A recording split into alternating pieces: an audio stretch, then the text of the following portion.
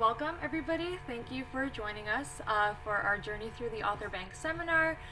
For those of you who don't know what Journey Through the Author Bank is, the CLT exam, which is a standardized test, but it's more based on, we like to say that it's based on the greatest of what has been thought and said throughout history. And so a large part of our author bank where we pull our questions for the exam is people like Averroes, Jane Austen, St. Augustine, a lot of the greatest minds in the past. And so we like to do these seminars. We host them weekly, and they're just for getting to know some of the authors that we've chosen to be on the author bank.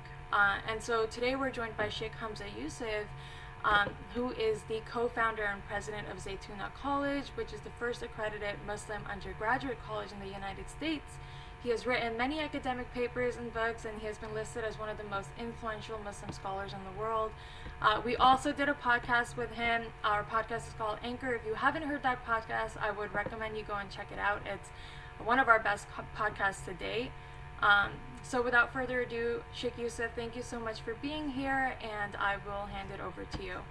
All right, thank you. Bismillah ar-Rahman ar-Rahim. Sallallahu ala Sayyidina Muhammad. First of all, I'm a big supporter of the classical learning test. I think it's a really important development in assessing students' preparation. I think the SAT, which may have once had some real merits, I think has declined in its usefulness considerably. So kudos to your work, and also to bringing these topics to people, because they're very fascinating topics to look at the people that have influenced our world. So you've asked me to talk about Averroes or Averroes. He's pronounced different ways, but originally it's an Arabic name, Ibn Rushd. So I'm going to talk a little bit about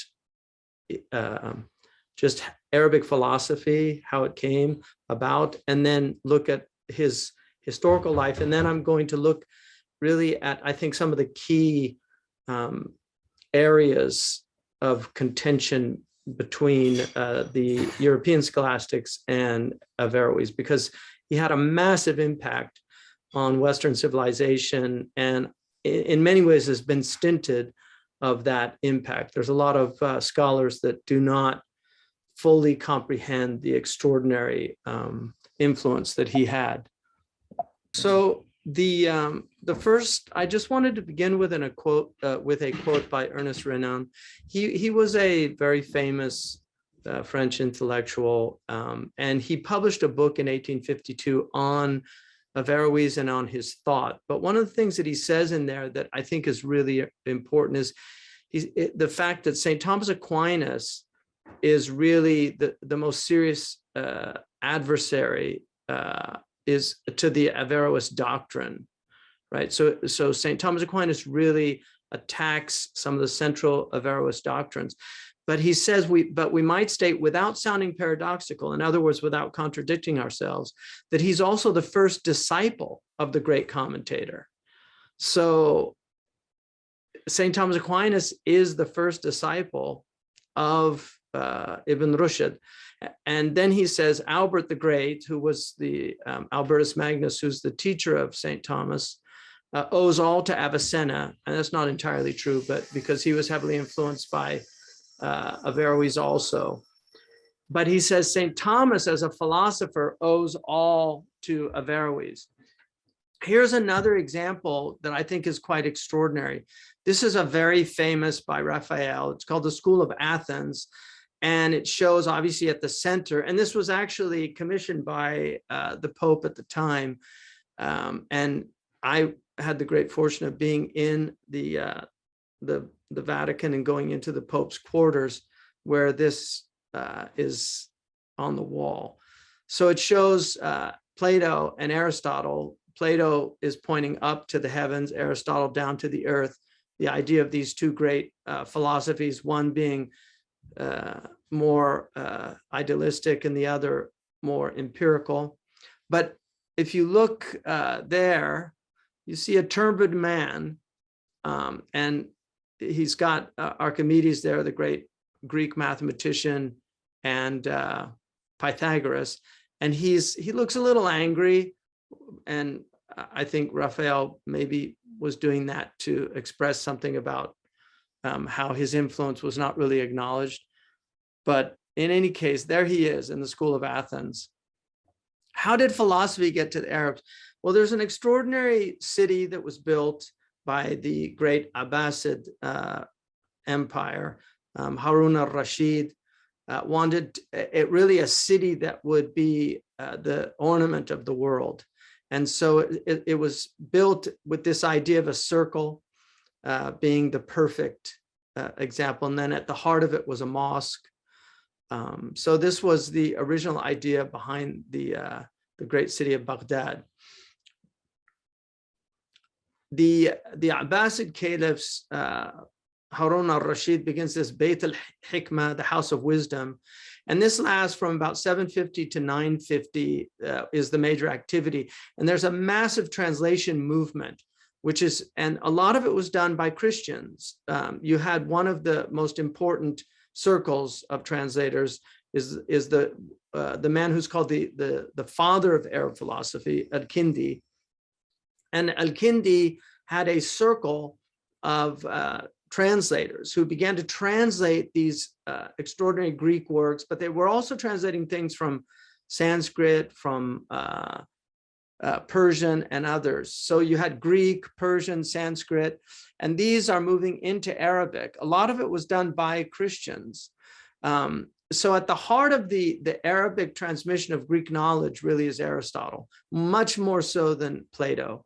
I mean, Plato will have an impact, and Neoplatonism will play a very important role in Arab philosophy, but Aristotle really is the main interest, and almost all of his major works were translated into Arabic. Surprisingly, and I think there must be somewhere, it was probably lost, but we have no extant copy of the Politics, which really is quite surprising. So these are the three really truly great early philosophers. Al-Kindi is the first, so he's in the 9th century.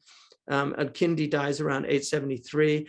And then you have AlFarabi, who dies in 950. Al-Kindi was an Arab from Iraq. AlFarabi was an Afghan, really one of the truly great geniuses of world history, and should have a lot more credit than he's given. In fact, one of the few people in the West who has really acknowledged his importance is the philosopher Leo Strauss, who actually added Al-Farabi into the corpus of political science. So people that study political science will have some exposure to Al-Farabi if they study in the Straussian school. University of Chicago was where he was teaching.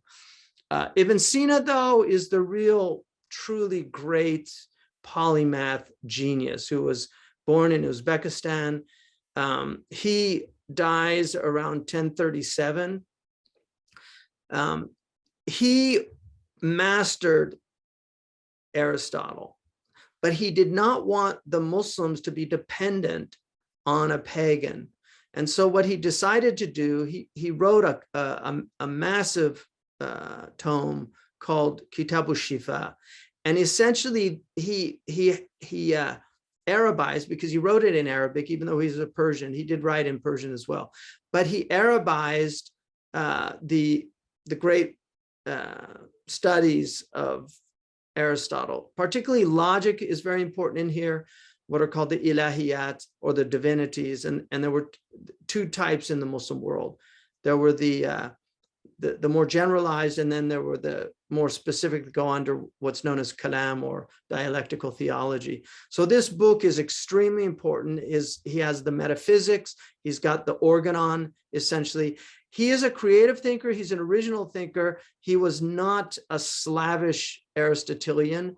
He had his own ideas. He criticizes Aristotle. He disagrees with him, and he adds his own original ideas about things.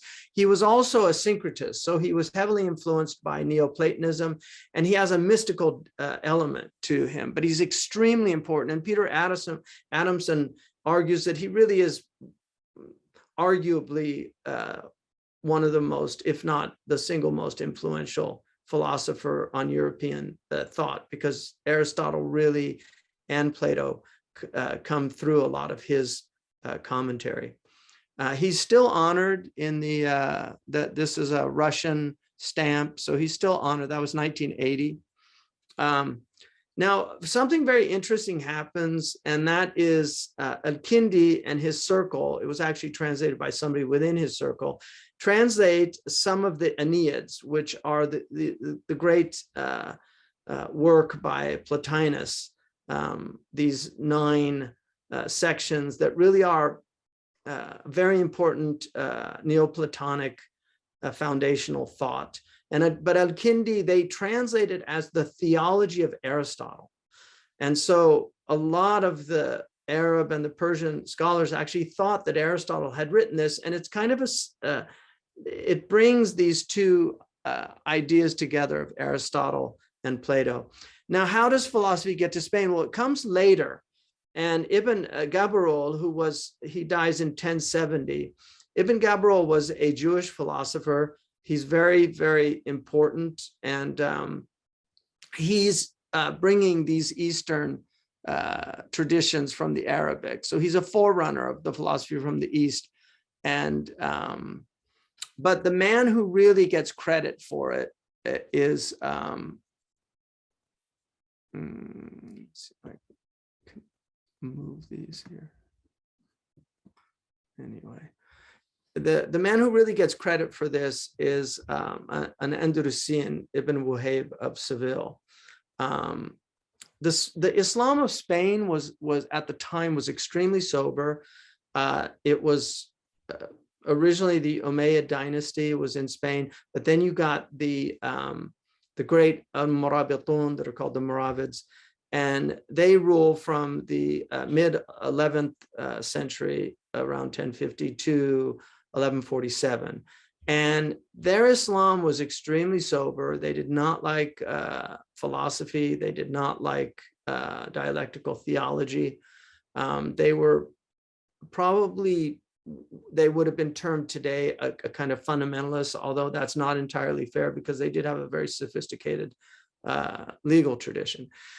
Averroes' grandfather is an extremely important scholar of the dominant legal philosophy there, which is the Maliki rite. It's one of the 4 Sunni rites and is all over North and West Africa and was the dominant school of Spain.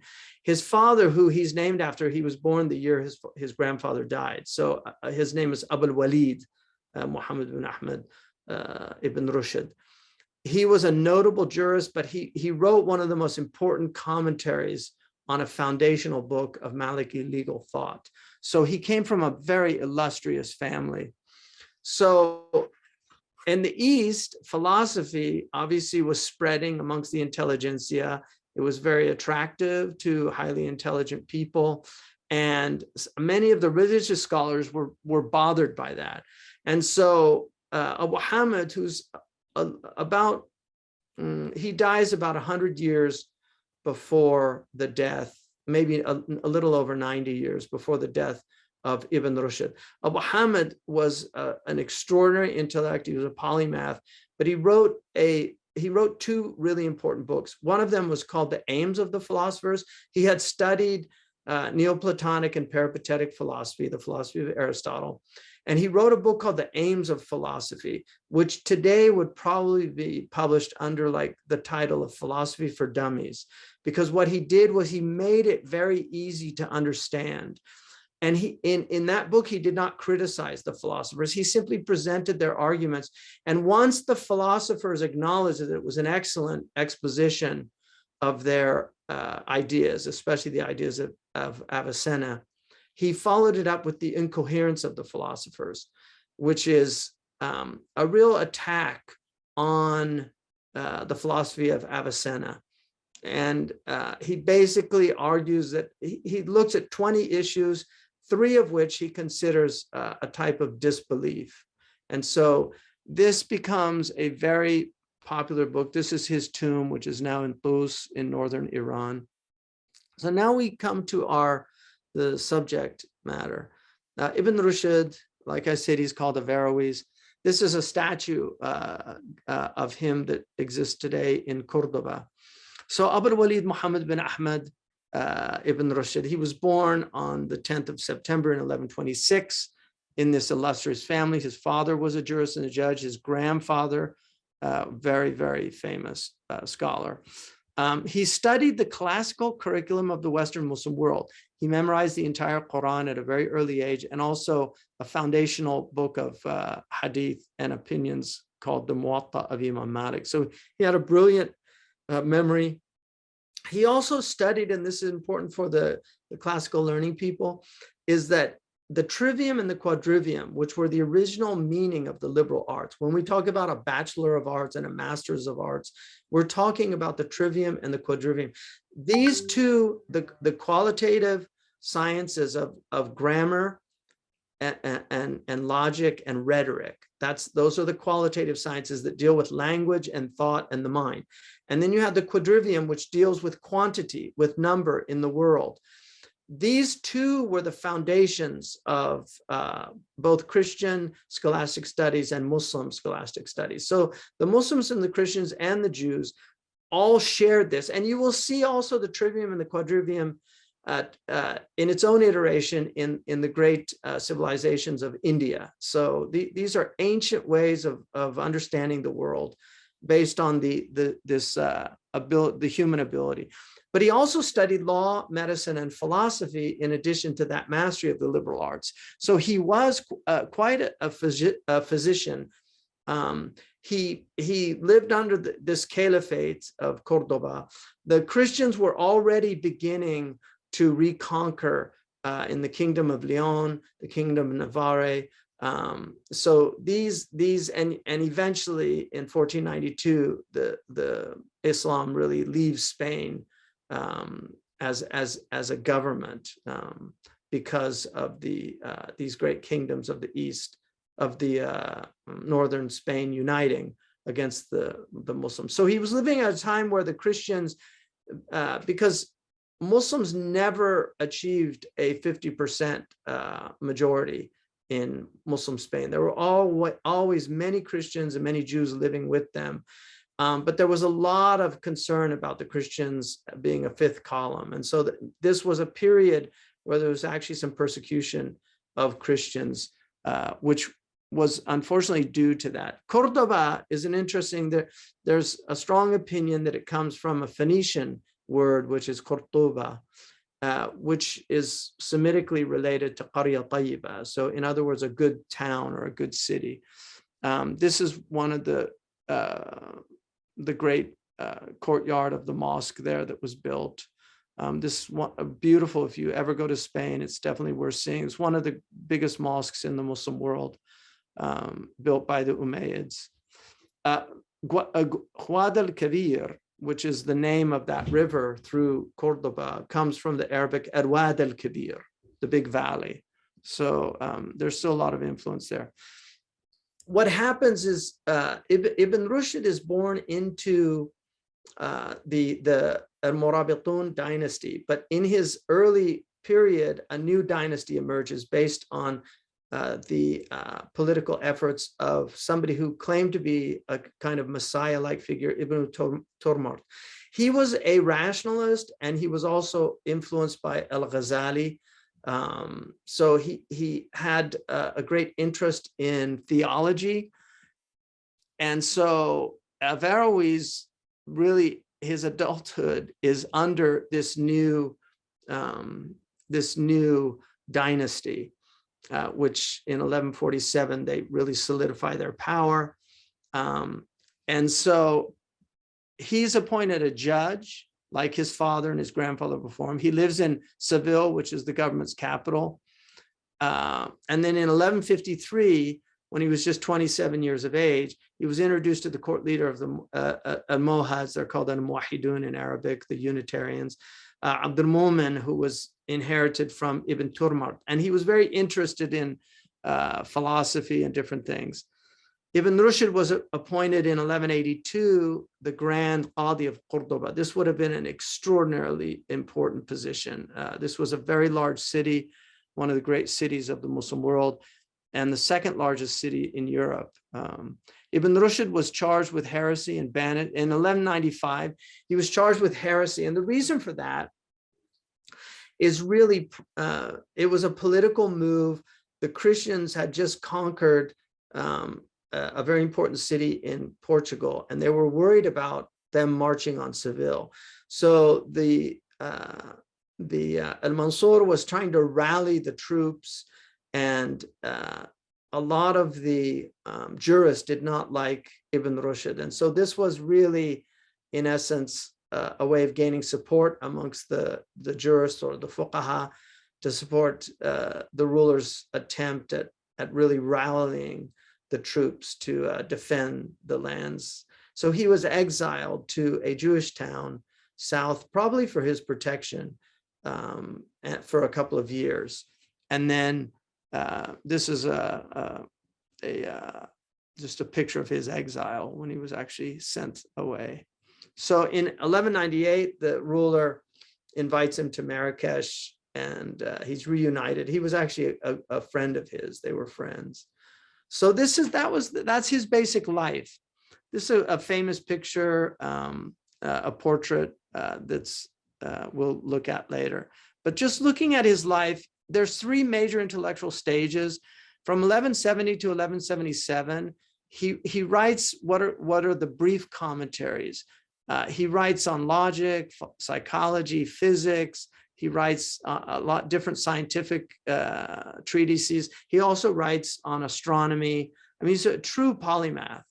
And then he also wrote a very interesting commentary on a didactic poem that I've read. It's a fantastic poem on traditional medicine, what would be called Greek medicine.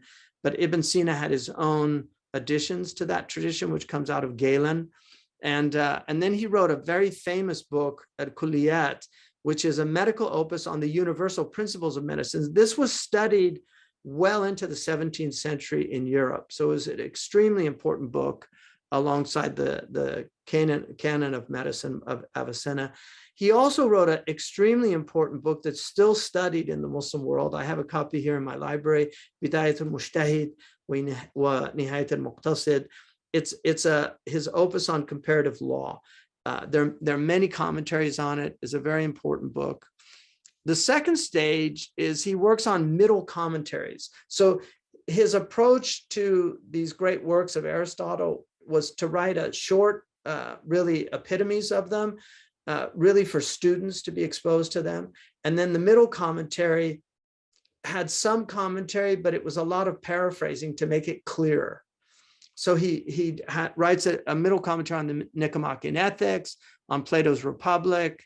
These, unfortunately, are in Hebrew because the Arabic were lost.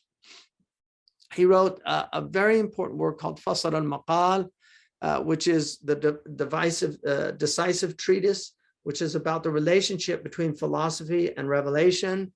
A very important work. Another really important book on his approach to demonstrative proofs. And then he wrote, during this period, a refutation of Abu Hamid al-Ghazali. And he refutes him, one, showing that the three areas that he argues that these people are not Muslim, he really refutes them. The idea that for instance, the eternity of the world, that the world was eternal. And he has a very sophisticated argument related to what he called a kind of perpetual creativity of God, ihdath da'im, as opposed to what he called ihdath munqati', which is a ex nihilo creation. He takes this from Aristotle, but he has his own creative take on that. he also makes an argument against the idea that denying the resurrection of the body is disbelief. So he says this isn't something really that you can say that people aren't Muslim about, that it would be a kind of debatable situation. So he makes these arguments. The remainder of his life, he lives from up to 1198. He really dedicates to writing the larger commentaries. One of the most important ones, which I think I have here in my library. Yeah, so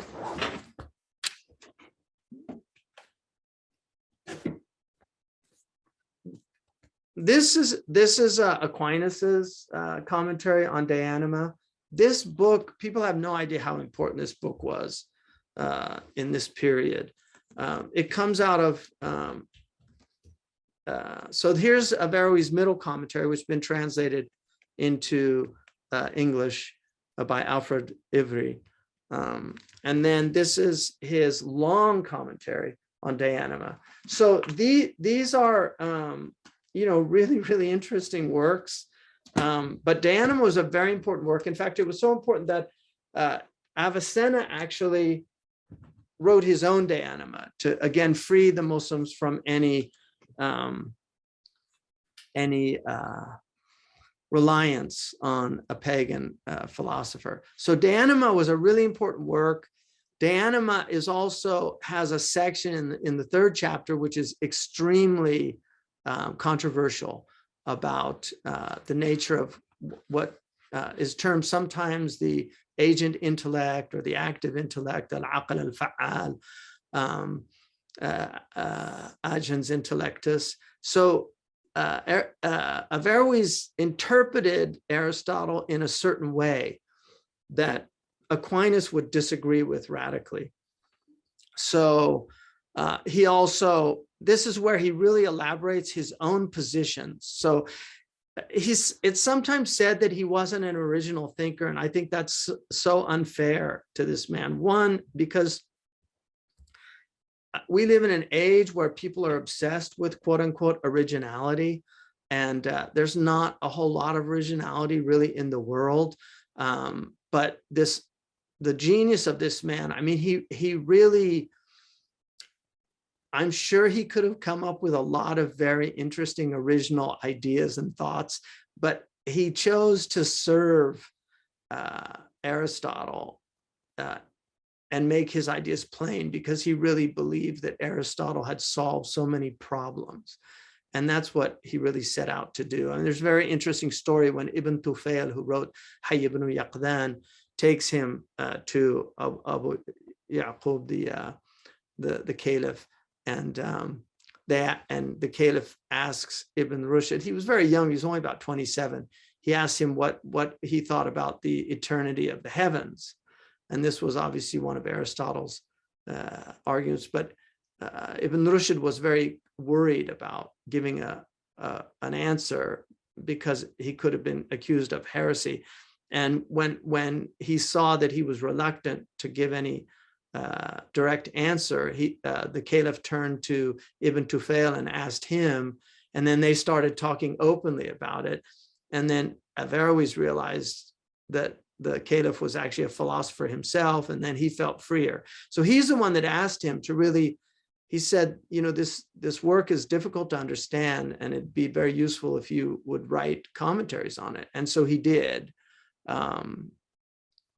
One of the attacks that Aquinas makes on him is about the two-truth theory, which is, again, very unfair to Averroes, because he did not believe in a two-truth theory.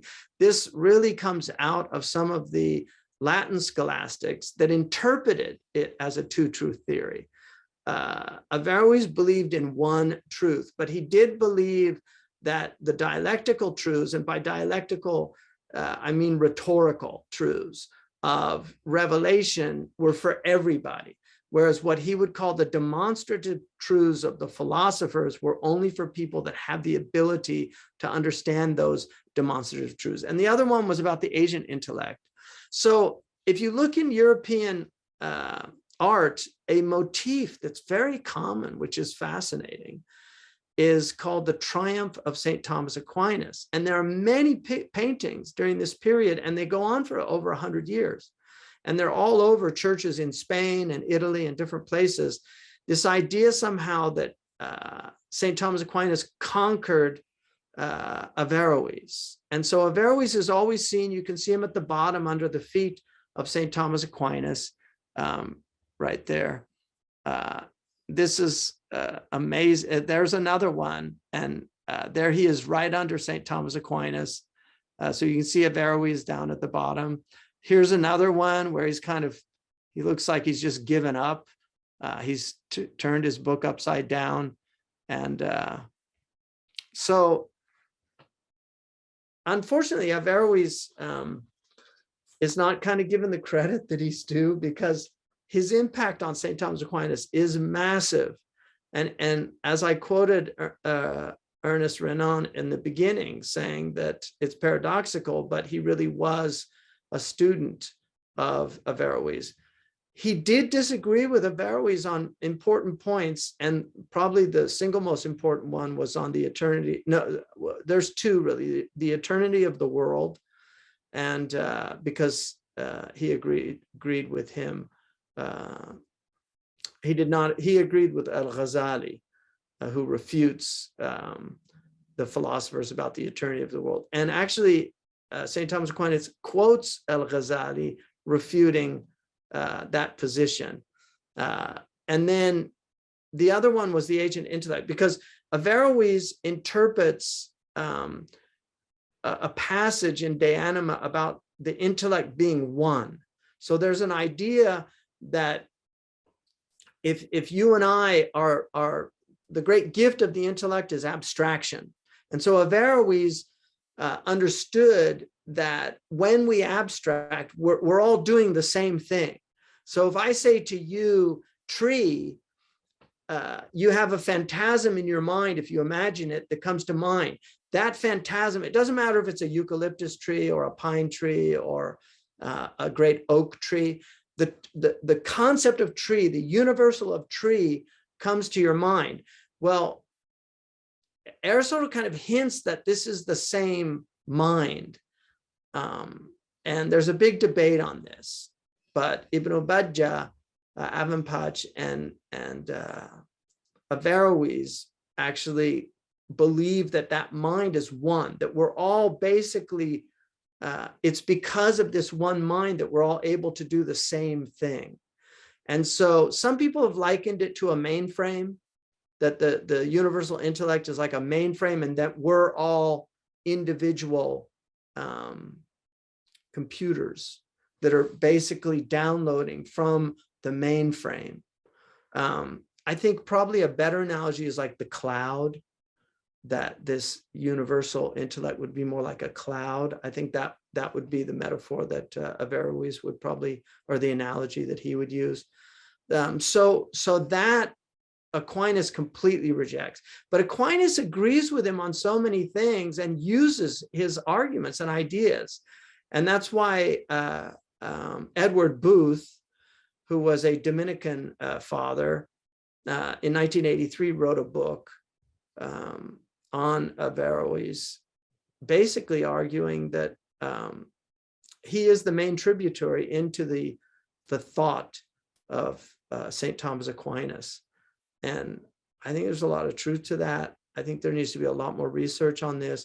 I mean, it's ironic that the single most influential church father, arguably more influential than St. Augustine, was so heavily indebted to Muslim scholastics, Avicenna, AlFarabi, Al-Ghazali, but most importantly, the man he called the commentator, Averroes, or Ibn Rushd. This is a famous quote that you'll often see attributed to Averroes: ignorance leads to fear, fear leads to hate, and hate leads to violence. This is the equation. So in conclusion, then I'll open it up if anybody has any comments with this. How feel you? Cold, sir. Afraid, are you? No, sir. See through you. We can. Be mindful of your feelings. Your thoughts dwell on your mother. I miss her. Afraid to lose her, I think. Hmm? What does that got to do with anything? Everything. Fear is the path to the dark side. Fear leads to anger. Anger leads to hate. Hate leads to suffering.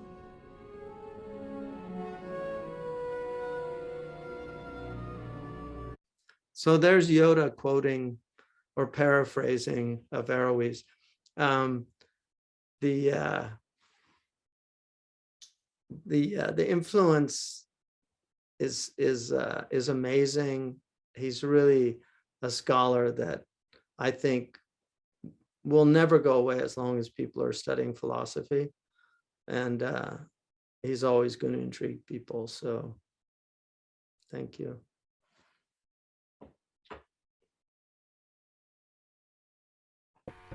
Thank you so much, Sheikh Yusuf. That was amazing, and I'm sure people have questions now, so if you guys want to go ahead and ask any questions in the chat box for Sheikh Yusuf on the presentation, and then we can get to answering those. So Lapu is asking, giving Sunnism's commitment to giving, oh sorry, hold on. There's a few questions. So Lapu is asking, giving Sunnism's commitment to occasionalism today, what benefit can we take from Averroes' physic, and is any reconciliation possible? Okay, so occasionalism is an idea that there's no cause and effect in the world, that God is actually causing everything at every instant. And this was the dominant view of most of the Muslim theologians, and not just the Ash'arites. But the Mu'tazilite disagreed with them, the rationalists, and they adhered to a more Aristotelian view of cause and effect. In the West, this Descartes, his great student Malebranche is noted for his occasionalism. So there is a Western school of occasionalism. So that's the idea of what occasionalism is. There's no cause and effect. There's only the habit of the mind that sees cause and effect. So Averroes actually refutes this because he says that the habitus of the mind, this malaka of the mind, is the essence of rationalism, because all of rationalism is determining causation. That's the essence of reason. So if you eliminate causation from the world, you're eliminating rationalism. So he really felt that it was a very dangerous idea, and he spends a good deal of time refuting this idea. He refutes Imam al-Ghazali in both the tahafut, the incoherence of the incoherence, and then he refutes him also in part of a section in Fasl al-Maqal. So that the way I look at it is Imam al-Ghazali and the great scholastics of Islam never negated cause and effect. It's the basis of our legal system. If you shoot somebody, you cause that person's death. And so the way I have reconciled it in my own mind is it's like Newtonian physics and quantum physics. At the Newtonian level, there's cause and effect. At the quantum level, cause and effect is called into question. In fact, a lot of experiments at the CERN physics laboratory in Europe have called into question cause and effect, and anybody can look at this. So it's still an issue. Like, there's still debates going on about cause and effect. And since Hume probably had read Ghazali on occasionalism, Hume makes that argument. He said he got the idea of playing billiards, that really it's only the habit of the mind that witnesses cause and effect and makes that connection in the mind. But in reality, we don't have any way of determining it. Al-Ghazali, the great occasionalists, the scholastics, argued that things that agency is that an inanimate thing can't have agency, and the accident of one inanimate thing cannot be transferred to the next. And so they saw these as a series of occasions for divine creation. And it's an important dialectic, and it will continue to go on. And there's no, and it's not Islamic creed to believe in occasionalism. Nobody has to believe in occasionalism or in cause and effect. There's nothing in our religion that tells us that. The Ash'aris, this is called daqiq al-kalam.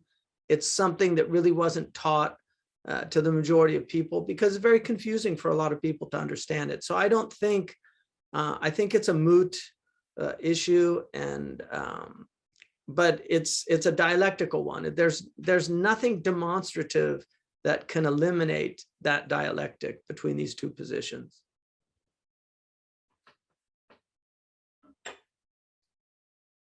Okay, so we have a lot of other questions here. Nusrat is asking, do you have any recommended books for follow-up reading? Yeah, probably, I mean, there's a lot of stuff in English. If you have access to Arabic, Ibn Rushd surprisingly is not that difficult of a writer. The thought's difficult, but his style is in the same way that scholastic Latin is much easier than reading the great Latin poets of the period of great Latin literature. The scholastic Latin of St. Thomas Aquinas is a lot easier than, say, reading Lucretius or some of the early Virgil, things like that. So it's the same is true with the Arabic. It's not that difficult, but the thought is dense and usually needs commentary. So there's many books on Averroes in English. The life of Averroes. There's in the Makers of the Muslim World, I think there's a book by Majid Fakhri, who was a Catholic Arab scholar, and I think had a good grasp of philosophy. So that's an accessible book. There's also Butterworth's books. Dr. Butterworth is a really excellent translator of Averroes. He's done several of his works. So you can read his commentaries on the Poetics of Aristotle, his commentary. Also, there is a translation of Averroes' middle commentary on Plato's Republic, which is fantastic. If you're reading Plato's Republic, it's a really nice, and he says some amazing things about women. I mean, he says in that book that, that women are treated like animals very often. And he said they have the same intelligence as men, and they should be participating in the life of the mind alongside the men. And he said too many men treat them like vegetables, where they don't they're not allowed to develop their minds. So I think he has some very interesting thoughts about that. I mean, I certainly wouldn't call him an early feminist, but he, like Plato, I think, felt that women should have equal access to the life of the mind. Okay, great. So another question from Farhan here: why is Averroes termed as father of secular thought in Europe? Well, I think, yeah, these epithets are often, somebody says them and then they take a life of their own.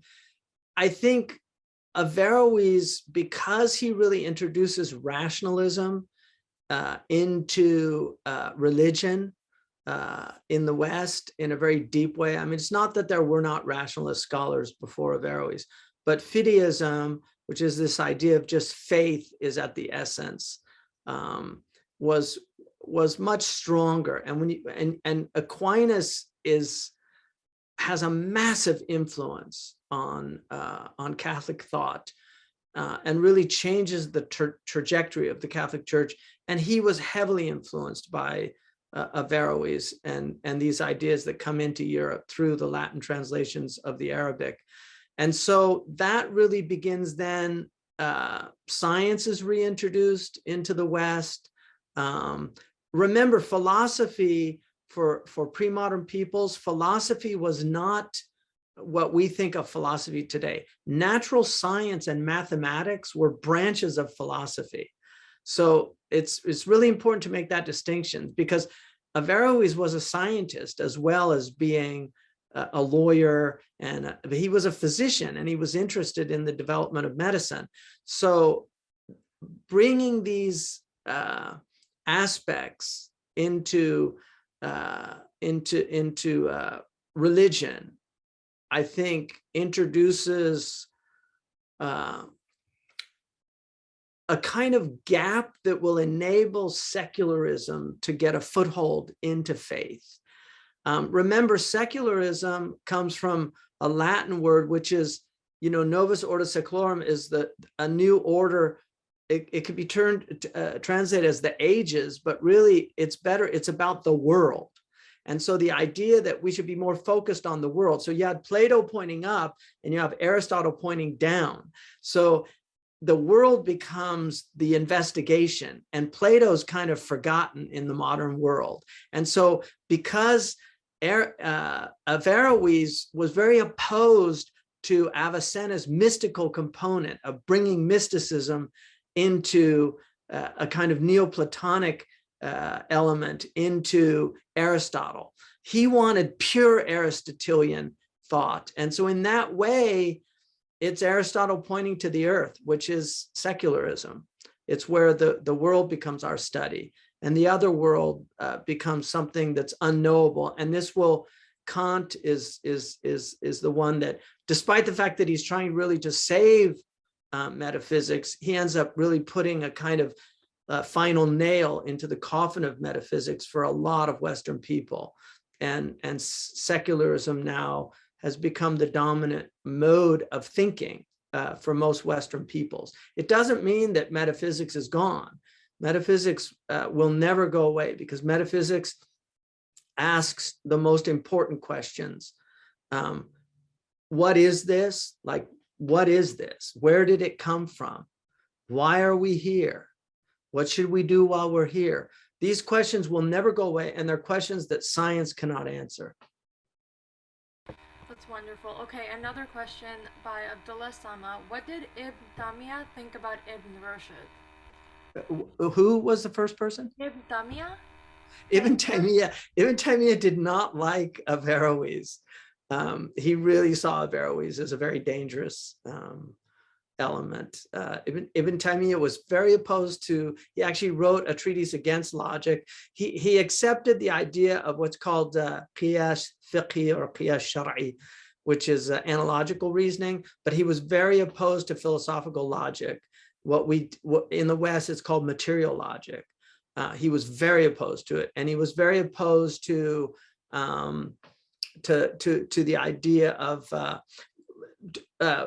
logic is based on intuition, and modern logic is much closer to what Ibn Taymiyyah would have accepted, because modern logic removes the concept, because logic, traditional logic, the logic that Aristotle taught and the logic that becomes dominant in the Muslim world, is based on three acts of the mind: conceptualization, what's called tasawwurat in Arabic, and then assent or tasdiqat, either affirming or negating a proposition.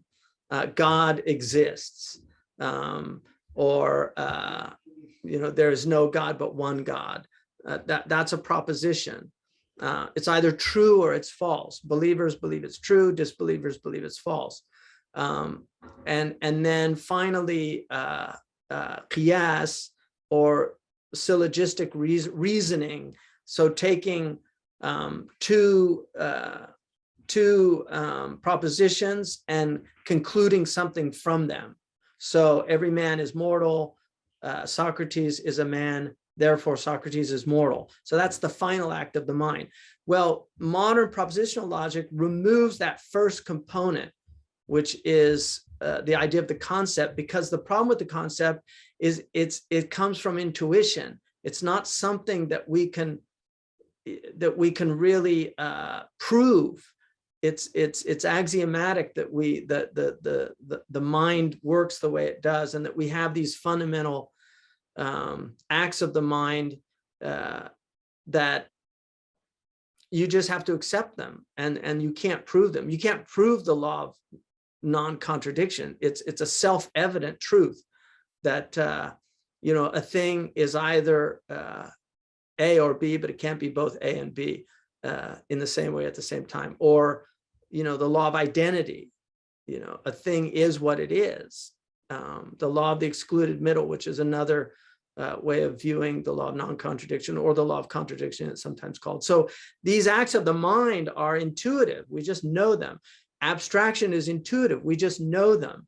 And so Ibn Taymiyya did not want to bring philosophy into the religion. And to be fair to him, there's a great danger, obviously, when you bring logic. When you bring philosophy into religion, especially for people that don't understand it. And that was the great fear even of Averroes, of Imam al-Ghazali.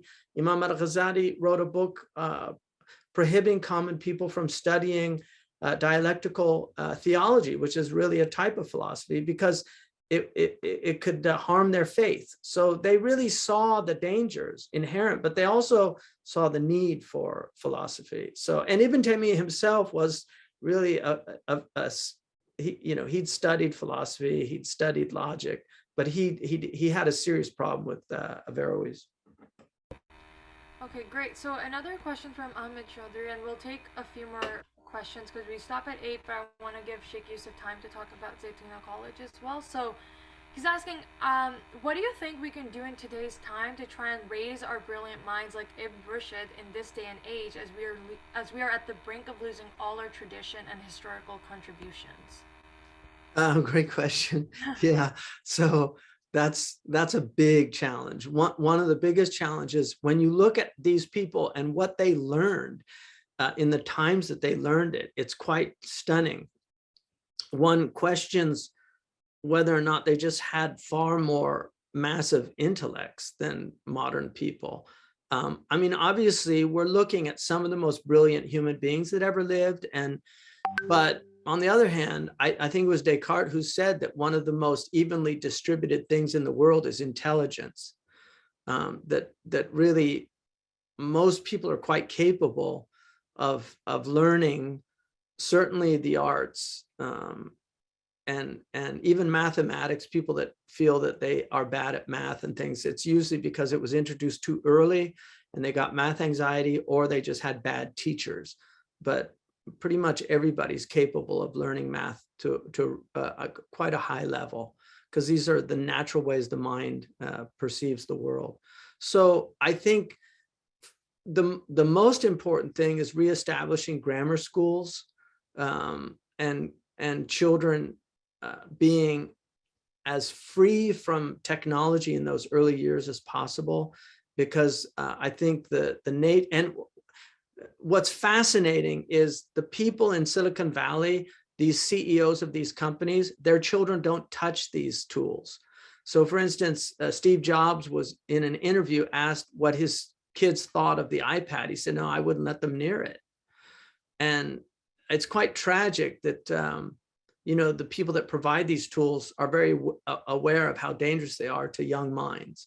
So I think a lot of young people that get addicted to these technologies at an early age, it's going to create attention deficit disorder. It's going to create an inability to think. Also the loss of grammar, because grammar is, there's a great, Botticelli has a great fresco that was discovered in an Italian villa that you can find at the Louvre in Paris. And it's the 7 liberal arts, being the student being introduced to the arts by grammar. Each one of the arts is personified as a beautiful woman, and the student is coming in being held by the hand with grammar. And then the other 6 arts are there, and over the arts is prudentia, wisdom, and prudentia has an arrow in her hand. The idea that once you learn the arts, your aim gets much better. And the Greek term for sin, amartia, means to miss the mark. It's an archery term. In Arabic, the word for sin is khati'a, which is an archery term, to miss the mark. And so it's very important to get grammar early. Diction is extremely important. Word choice, the sophistication of words, learning words. Robert Frost beautifully said that life is discipline, and the first discipline is the acquisition of words. And words have multiple meanings. And so we very often use words without exactitude. We don't use them with the type of precision, which is why it's so important to read really great writers and not read secondary literature, because great writers are masters of language. If Jane Austen uses a word, you can trust her that she's using it properly, because they really were diction was very important to them. And by diction, I mean word choice, what the French call le mot juste, the perfect word, the exact word. Okay, and so a lot of people are asking, what was Averroes' reputation with Muslim scholars in the world, especially right now, and why is maybe somebody like Al-Ghazali better well known within the Muslim world as well? Well, I think, first of all, Ibn Rushd was highly acclaimed during his lifetime. He did go through that last couple of years that were very difficult for him. He was quite wealthy because he'd been a patron. The ruler was his patron. He was the personal physician of the ruler. And so he was attacked for that reason. What they today call scholars for dollars. People don't like people around the rulers. But his work on jurisprudence has been taught in Saudi Arabia for many, I think, decades now. The Bidayat al-Mujtahid is still the book they use in Medina University in comparative jurisprudence. So despite him being accused of being a heretic and other things, he wrote a very important book in law, Islamic law. I think overall he has a good reputation amongst the Muslims. There's been a revival of his thought. Some of the Muslims say that the reason the Muslim world declined was because the Muslims took Ghazali over Ibn Rushd and Europe took Ibn Rushd. Well, if that's true, then we have to ask ourselves, had the Muslims taken Ibn Rushd, would they be without religion today like Europe is without religion? So maybe Ghazali actually saved religion. So what's better, to have your faith or to have a lot of worldly power? I mean, that's something I think Ghazali would have definitely thought faith was much more important than worldly power. So if it was the choice of one or the other, I think Ghazali was the better choice, if taking Ibn Rushd would have led to the dissolution of the Muslim religion itself. That's a fantastic answer, and I think anybody who wants to kind of like, there was a question that was asked about how we can revive a lot of the tradition that we have lost. I would highly recommend that you listen to the podcast that Sheikh Yusuf did with us, because he talked a lot about that in there, and there was some great conversation surrounding that. So with that, I'm going to end the Q&A, and Sheikh Yusuf, if you want to talk a little bit about Zaytuna College itself, for any listeners who are not familiar with it and your work there. Well, the college is what I would call a liberal arts college. I think liberal arts is a contested term today. A lot of the so-called liberal arts colleges are not liberal arts colleges. They, in fact, focus only on the humanities, and most of them, I think, have been infiltrated by a lot of neo-Marxist ideas. They have really abandoned the purpose of a liberal arts tradition, which really is about the acquisition of the tools of learning that enable people to think for themselves and to be able to be lifelong learners. And so at Zaytuna, we have a strong emphasis on the trivium, and we're not as adept as St. John's at teaching the quadrivium, and I hope that we get better at that, but we do they do Euclid and they do astronomy. St. John's actually, I think is very good. I think St. John's is weak on the trivium, but they're very strong on the quadrivium. We're the opposite. We're much stronger on the quadrivium, on the trivium, but weaker on the quadrivium. So they're both very important. And but we also, if you want to, for the Christians out there, I think the closest comparison would be to something like St. Thomas Aquinas in Southern California. We try to be a great books college. We're only 13 years old, so it's a work in progress. But I think it's a good school. It has a lot to offer Muslim students in particular. There is a strong focus on some of the Islamic sciences, but it is not solely dedicated to the Islamic sciences. They study constitutional law, they study history, they study economics, they study, like I said, astronomy and other things, literature. So there are a lot of dimensions to the college, and it's a work in progress, but our students are graduating and getting into top medical schools, law schools.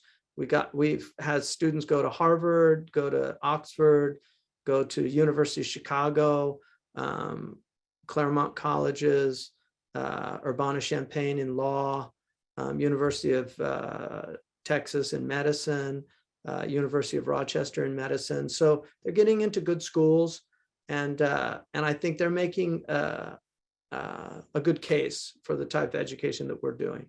But I will say, no matter how good a college is, your education is always going to frustrate you, because 4 years is just not enough time to learn the most important things.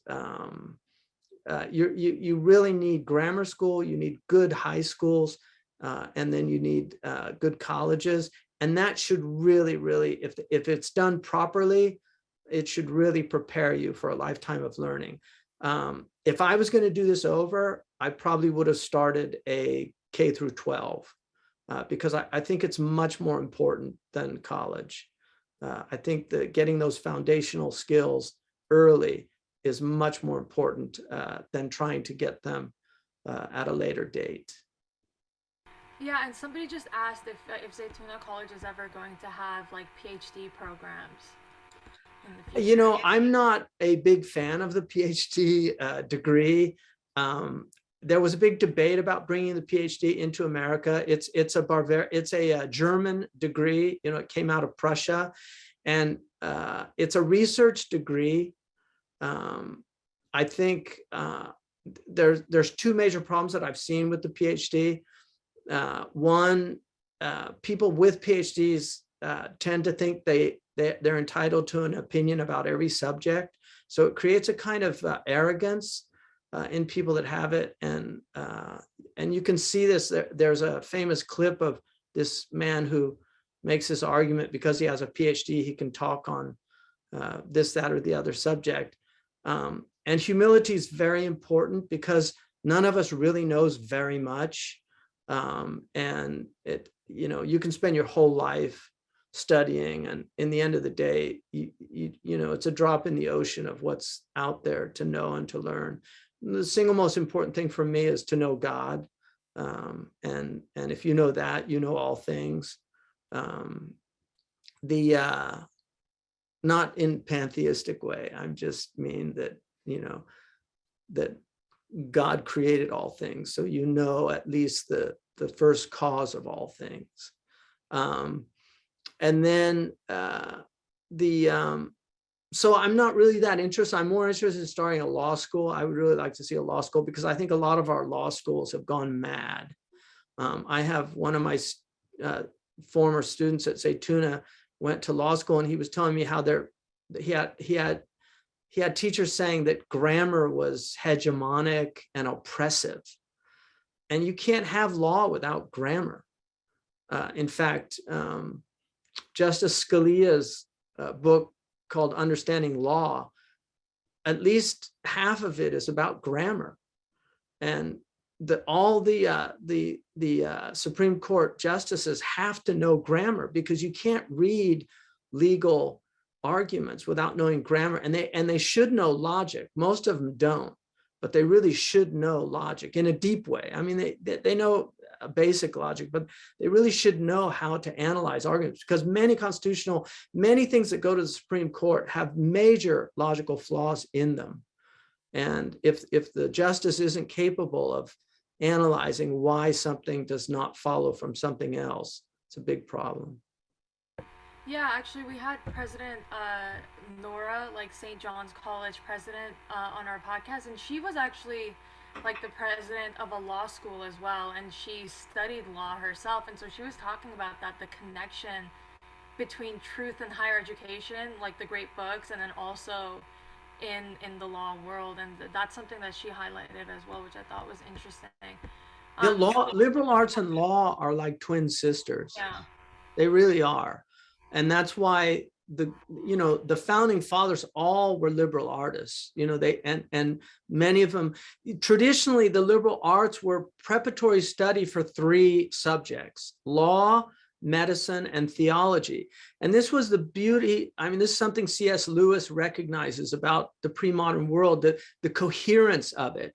There was a real holistic aspect to the pre-modern understanding. So those 3 studies, after the 7 liberal arts, you studied one of 3, and law was to solve the ills of a society, medicine to solve the ills of the physical body, and theology to treat the ills of the human soul. And those were the 3 great studies. Everything else was utilitarian. Right. Okay, that's fantastic. So it is 8:08. Sheikh Yusuf, I want to thank you so much for your time. We're very grateful. We're huge fans of you here at CLT. Jeremy was like super excited for this as well. So thank you so much for taking the time, and for everybody that joined as well. This will be available as a recording on our YouTube. It's called Classic Learning Tests. So thank you again for joining. Thank you, Sheikh Yusuf, for being here. Thank you. Okay. Have a great day.